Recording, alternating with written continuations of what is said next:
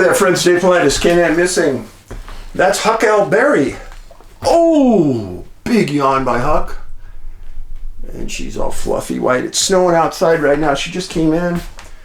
I took a big towel, wiped her off. She kind of likes that. Yeah, you like the big towel. Yeah. Good girl. You're a good girl. She's all still white and fluffy and pretty. Yeah, that's a good girl. That's a good puppy. Oh, big yawn. Big yawn, yeah. Okay. Got an interesting show for you guys today. At least hopefully you think it's interesting. Couple things. Some people sent in some notes and said, hey, Dave, people are criticizing you, blah, blah, blah. Comes with the territory. I don't even care anymore. I truthfully do not care. People have problems. I don't know what their problems are. Lately, somebody criticized me about the missing 411 National Park movie. Somebody didn't believe that I got no money from the UFO connection because Chicken Soup for the Soul stole everything for a year. They didn't believe it. Do your homework. There were over 50 of us that produced films that Chicken Soup had, and they took all of the revenue for a year. I got nothing. How do you come back from that? When I make a film, I usually invest that money into the next film. I didn't have it. I invested so much into the UFO connection, I didn't have it. So the only choice I had was Kickstarter, which is what I used, and thankfully people jumped in and helped. It's frustrating that people are willing to call you out and call you names. People have problems. People have problems.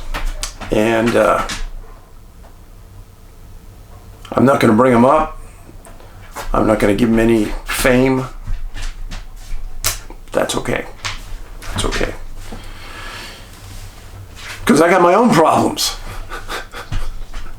And we're not going to talk about those today. One problem I don't have is my dog. My dog loves me. Some people made some comments the other day. Stop talking about your stupid dog. Yeah, I wiped them out. Took care of them. Blocked them. They'll never make a post again off that. But we live in a crazy world. Crazy world that I think sometimes kindness is forgotten about. There was a time, a few years back, I was at a conference in Washington. And for a conference, they give you an hour and a half, 2 hours to talk. And I invited this friend who had never spoken at a conference before to come join me on stage. People had heard about him before. And we were just going to have a conversation in front of 700 people. That's how I used my time, to introduce this person to everyone. That's kindness. Trying to give somebody a break. Let people to understand who he really was. How he could talk. Tell a good story. Nobody else gave him a break like that. Nobody else offered to give up their time. I did. And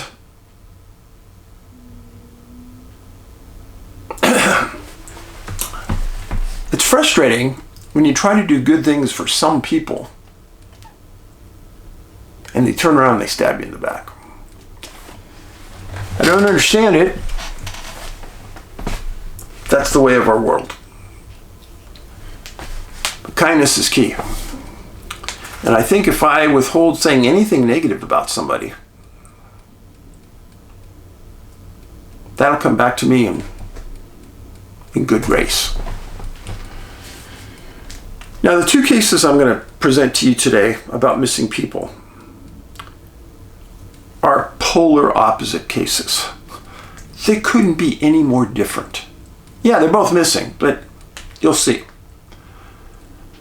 If you remember a few days ago, I did a case on a 22-year-old girl that disappeared in Budapest, Hungary, named Ophelia Bretnacher. December 4th, 2008.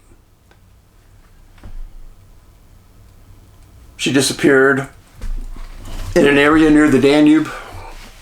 She was found 3 months later, in February 2009, in an area that was described as not accessible by the current.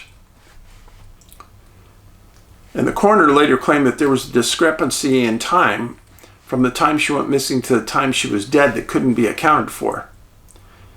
Not many of you caught that. But that's one of the reasons why I found that case super interesting, where the body was found and the death time. This case, you're going to see some parallels.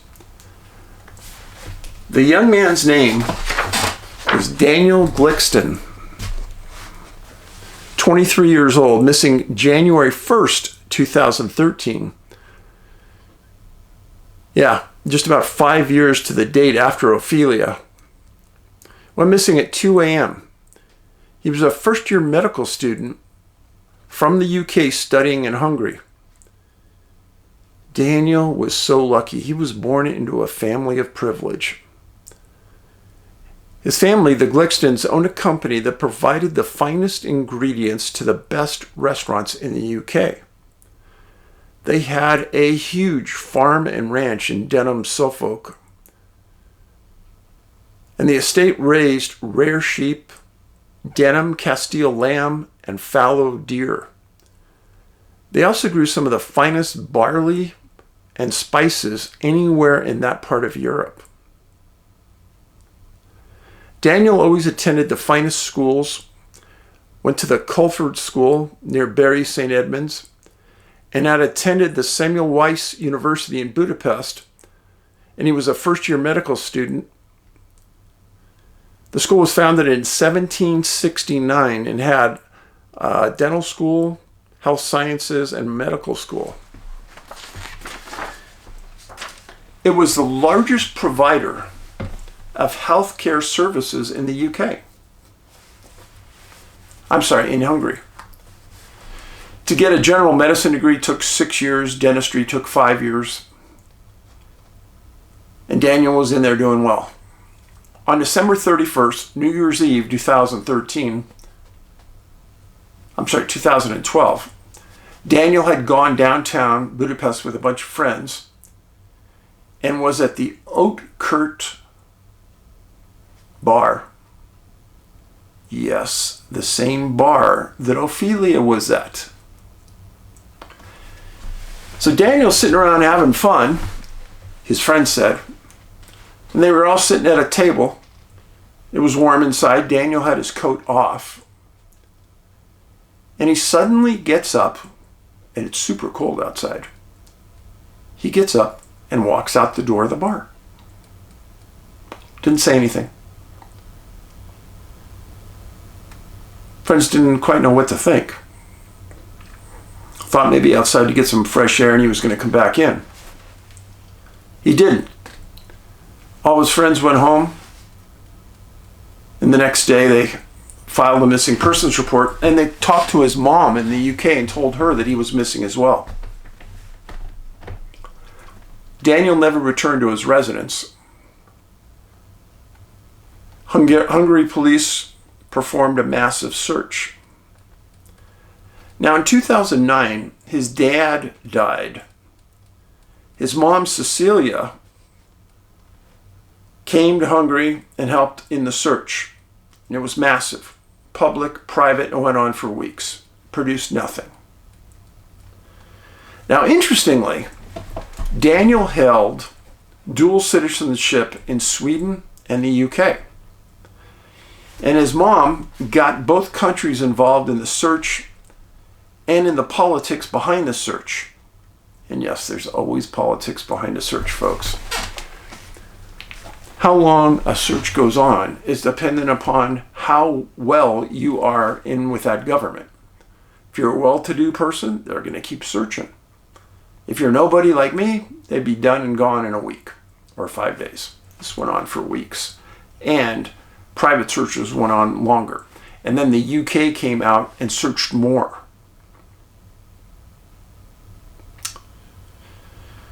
Well, eventually the searches ended. Now,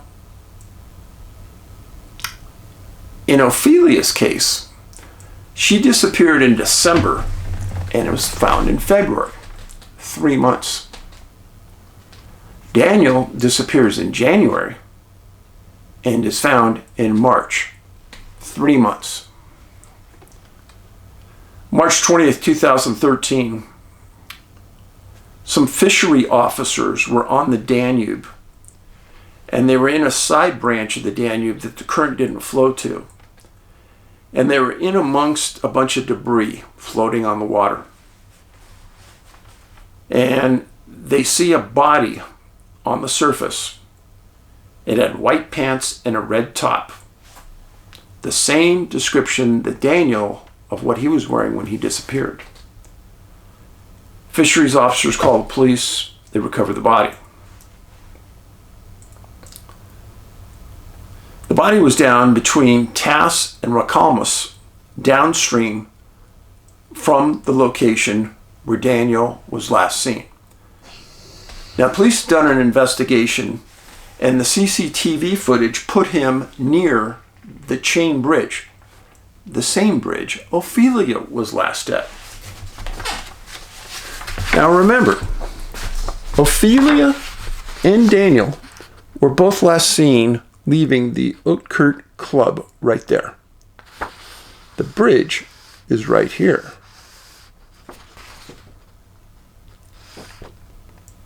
Very, very close to each other.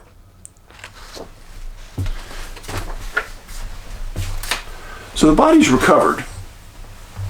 They were pretty sure right from the get-go it was Daniel. And the body first went to the Hungarian coroners.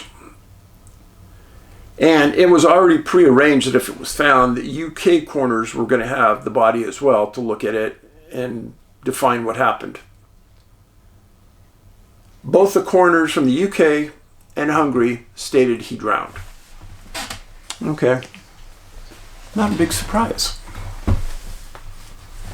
But in the UK, on an unattended death, meaning you don't die in a hospital under a doctor's care, they have what's called an inquest, which is, I think, a brilliant idea, and we should probably do it in the US. And they bring the experts together, there's a public hearing, doctors say what they think happened, blah, blah, blah.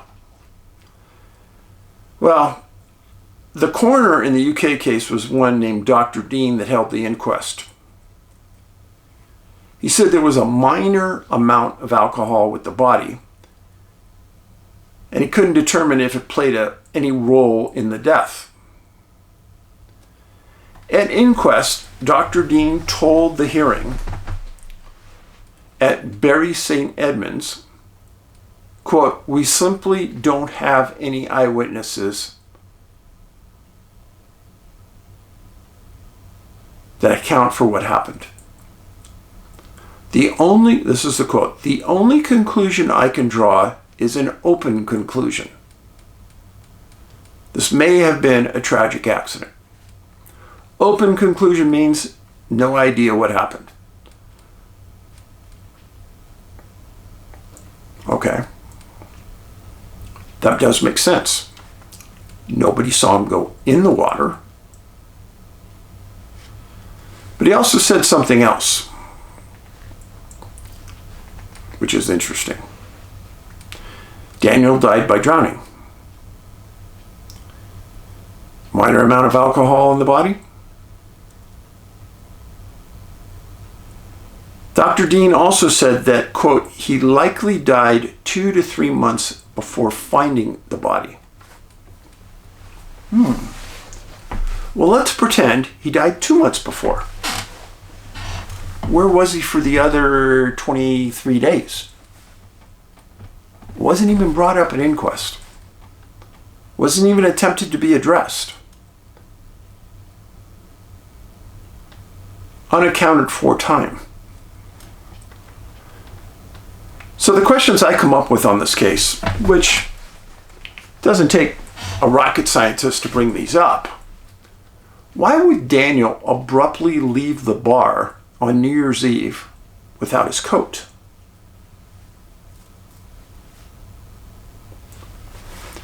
The coroner never mentioned suicide as a possibility, so get that out of your head. So the date of death at the coroner is 2 to 3 months before the body was found. That is a key point. He left a gap where Daniel could have been missing, not dead, but where was he? Oh, that's right, same as Ophelia's case, remember? Now, I want you to really think about this if you're a longtime follower of my cases. This is a fact. On all of the missing cases where individuals are later found in water, they are never seen entering the water. There's no splash. There's no screaming for help. None of that is ever heard, folks.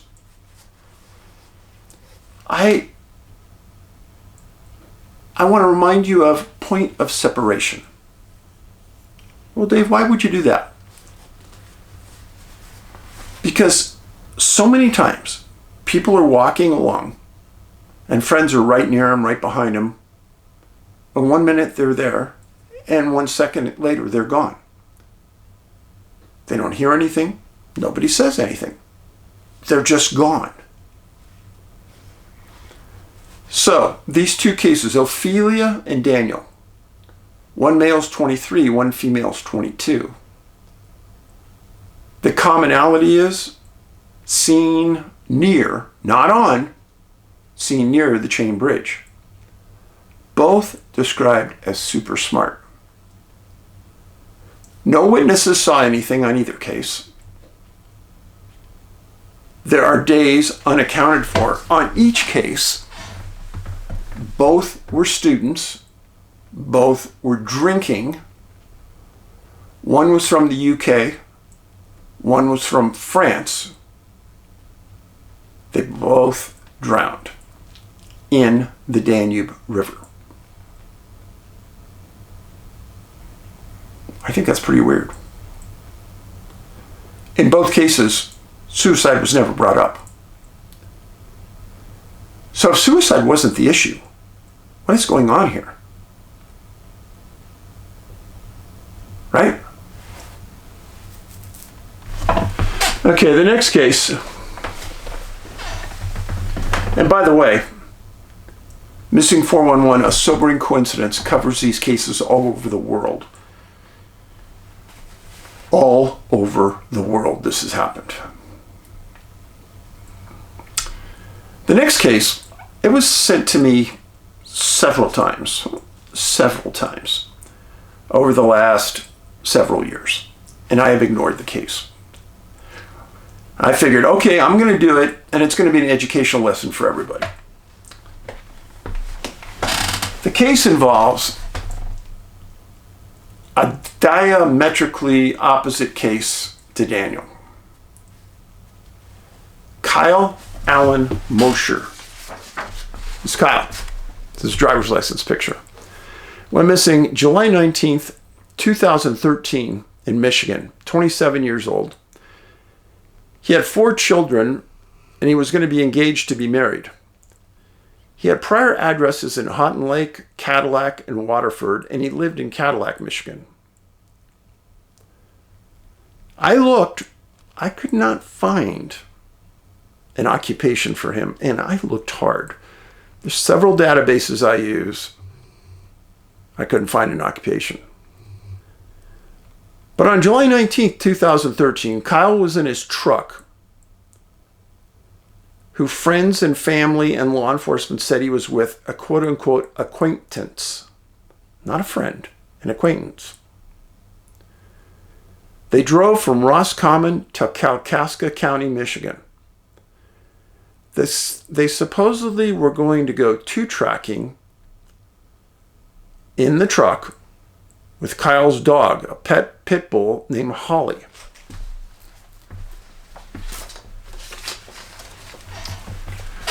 So they're in Kalkaska County. This is the area they were in. That's where he lived. Kind of get the feeling for northern Michigan there. Now, right away, when I sat down to do the background on this case, would I go off hiking or driving in my truck with an acquaintance and my dog? I don't think so. A friend, for sure. Somebody I really didn't call a friend? I don't think so. So I found that odd. Well, Kyle gets his truck stuck on a stump in the middle of a field, in the middle of nowhere. So Holly, Kyle, and the acquaintance get out of the truck and start hiking. The acquaintance later says they got separated somehow. The acquaintance makes it out and gets a ride home.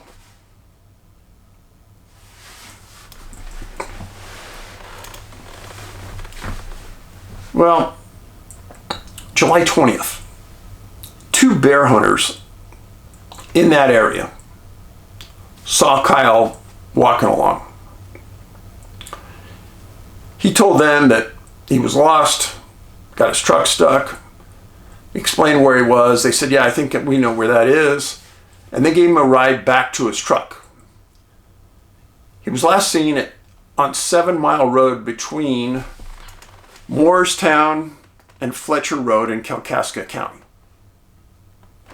So, he's seen alive after he got separated from his friend. There was no mention of the dog when the bear hunters met with him. So the bear hunters leave him at the truck. Truck's still stuck. Kyle didn't come home. His fiancée files a missing person report with Cadillac, Michigan.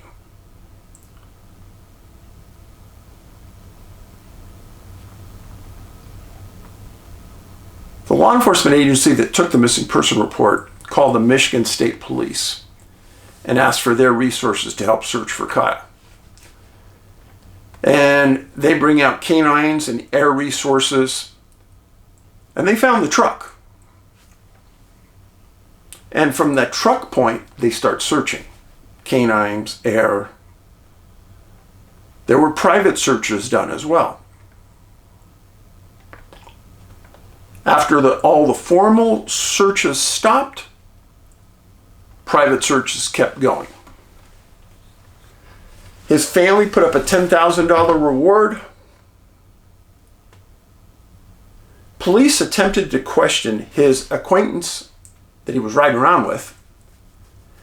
That person got an attorney and wouldn't talk. Now, I got to tell you, I don't know anybody who I even call an acquaintance who would get an attorney and not talk to the police. I don't get that. I don't understand it. It's beyond me. But it made me very suspicious. If you don't have anything to hide and you're out with your buddy driving around, why wouldn't you tell the police everything you do? Unless... Well, August 2013, about a month after Kyle disappears, a private citizen was near the Manistee River and saw a dog that appeared to be domesticated hanging around, called animal control. They brought the dog to the shelter and they found out it was Holly, Kyle's dog.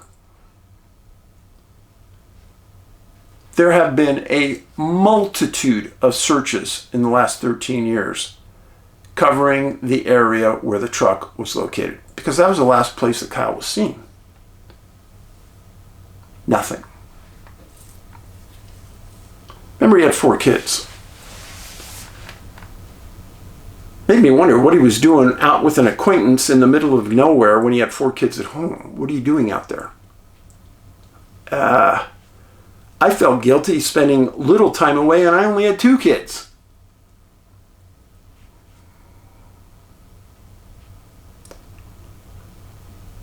Why would the acquaintance lawyer up? This one really bothers me. What is there to hide that you're afraid you're going to spill your beans and get in trouble for? So I was bothered by this case from the get-go. So I did a background check on Kyle. And through a bunch of public sources, nothing private, nothing illegal, I found that Kyle had been in prison before. He'd been in prison for home invasion, ADW, manufacturing and delivering controlled substance. He had also absconded from parole. And there were a lot of online rumors about what might have happened.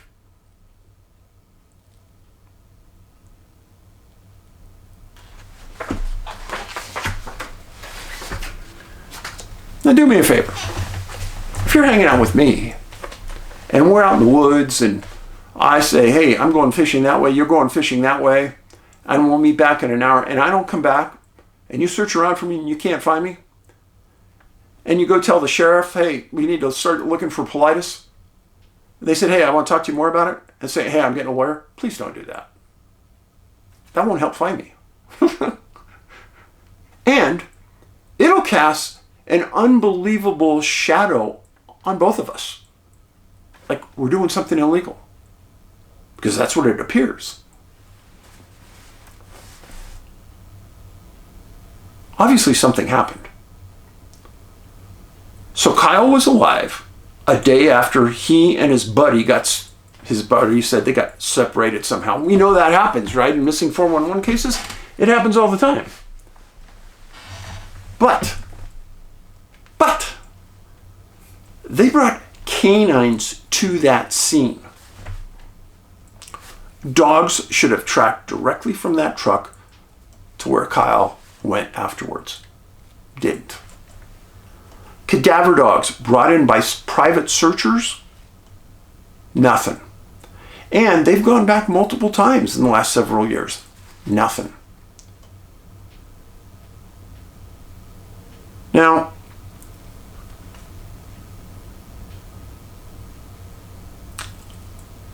there were people that made bad comments online by others talking about Kyle's past. Unfortunately, your past is your past. And you have to learn to live with that. If you have a criminal history, which I do not, but if I did, I'd live up to it. Remember something. You're innocent until you're proven guilty. In Kyle's case, he was proven guilty. Other people who are accused, accusations mean nothing. It's only convictions that mean anything.